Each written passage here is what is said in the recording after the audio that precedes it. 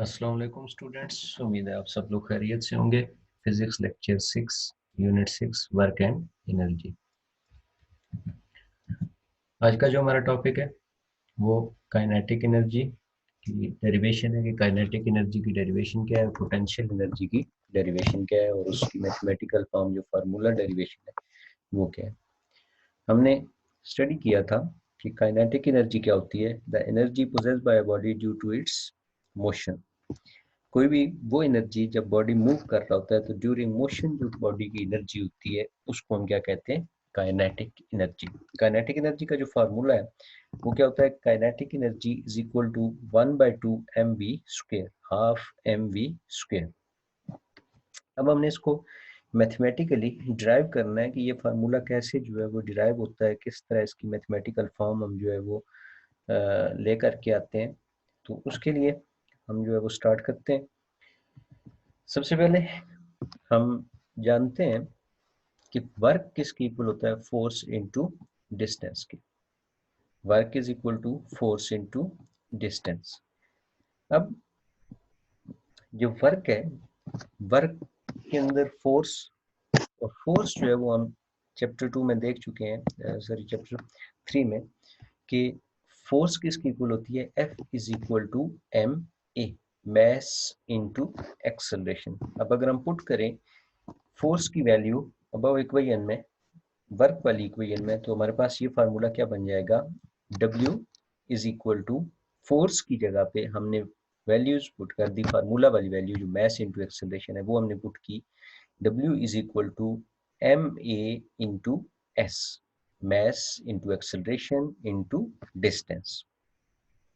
Next, अगर हम third equation of motion देखें तो थर्ड इक्वेशन ऑफ मोशन क्या होती है, V F square is equal to V I square plus 2as।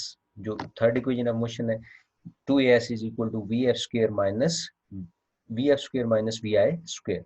तो 2as वी एफ को जो है वो हमने इक्वल की दूसरी तरफ रहने दिया, माइनस वी आई स्क्वायर हम इक्वल किस साइड पे ले आए, तो हमारे पास ये इक्वेशन किस फॉर्म में आ गई, V F square is equal to V I square plus 2as। अब जब हम बॉडी को देखते हैं, बॉडी जो है वो पहले रेस्ट पे है और फिर मूव करना स्टार्ट करता है, तो इनिशियल वेलोसिटी उसकी क्या है, कोई एक बॉडी हम कंसिडर करेंगे ऐसा जो इनिशियली किस पे है, रेस्ट पे है। आफ्टर सम टाइम वो क्या करना स्टार्ट कर देता है, मूव करना स्टार्ट करता है। तो इनिशियल वेलोसिटी उसकी क्या है, 0, और फाइनल वेलोसिटी वो जिस वेलोसिटी के साथ मूव कर रहा है वो फाइनल वेलोसिटी v के इक्वल हम लेंगे। अब जब हम इस second equation of sorry third equation of motion में वैल्यू पुट करेंगे तो इनिशियल वेलोसिटी किसके इक्वल है, 0 के इक्वल है। तो हमारे पास जो फार्मूला बनेगा वो क्या हो जाएगा, V F square is equal to initial velocity की वैल्यू 0 पुट की प्लस 2as। तो हमारे पास फार्मूला क्या बना, V F square is equal to 2as।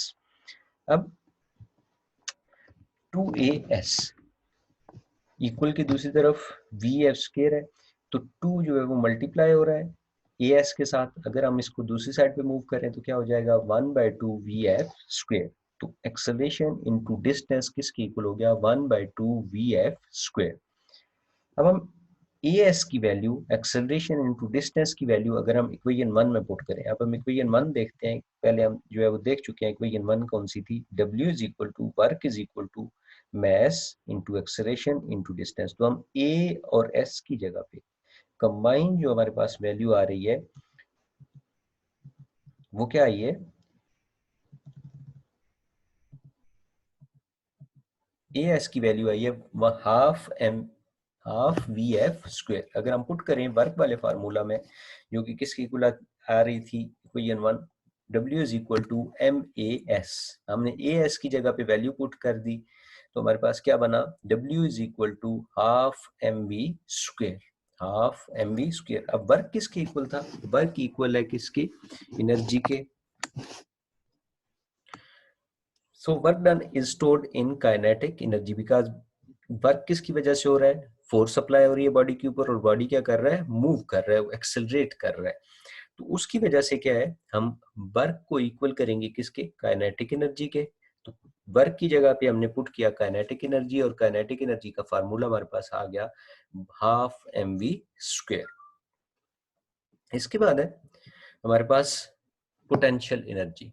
Potential energy की डेफिनेशन हमने क्या देखी थी? The energy possessed by a body due to its position. जब भी कोई ऑब्जेक्ट किसी पोजीशन पे होता है, हाइट h के ऊपर किसी एक पोजीशन के ऊपर पड़ा हुआ है, तो उस पोजीशन के ऊपर उसकी जो एनर्जी है उसको हम क्या कहते हैं? Potential energy. Let us consider a body of mass m raised from the ground to the height h, the amount of work done against the gravity is। अब कोई हमने एक ऑब्जेक्ट कंसिडर किया mass m का, जिसको हमने height h के ऊपर रखा ग्राउंड से, और जो amount of work done gravity के इक्वल है, वो किसके इक्वल है? Work done is equal to force into height. अब फोर्स किसके इक्वल है? क्योंकि बॉडी जो है वो हाइट h के ऊपर रखा है, तो फोर्स किसकी इक्वल होगी?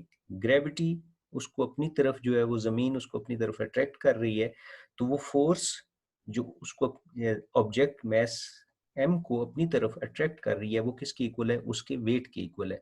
तो force is equal to weight is equal to mg। अब हम फोर्स की जगह पे वेट जो है वो पुट करेंगे। वेट का जो फार्मूला है वो क्या है? mg। तो W is equal to force की जगह पे हमने mg पुट किया, mgh। तो ये फार्मूला है जी पोटेंशियल एनर्जी का।